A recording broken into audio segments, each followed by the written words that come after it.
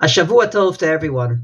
I'd like to share a story with you that happened to me 25 years ago when I was a soldier in the Israeli army. There was a gentleman I befriended who sat next to me on Friday night during services. He came to Shul Shabbos morning, which was not well attended, and it was even hard to get a minyan, but he was there, and he was even there for mincha. Therefore, I was very surprised that towards 4 or 5 o'clock in the afternoon, he was sitting in his tent listening to a transistor radio.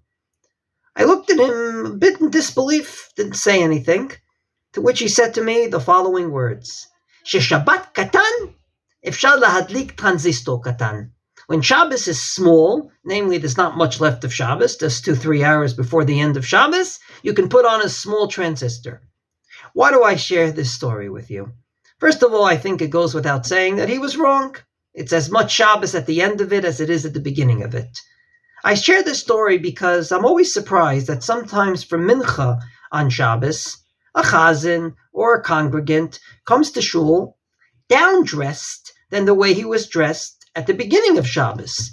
Namely, if in the morning he wore a suit and tie, all of a sudden at mincha the suit and tie is gone. If in the morning he wore a beautiful white shirt, nicely pressed, many a times I've seen even chazanim get up there for mincha in polo shirts. And I wonder why.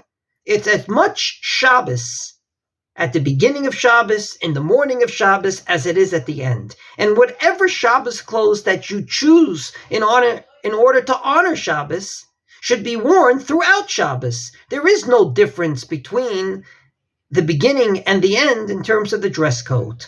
And allow me to share the following story upon a story.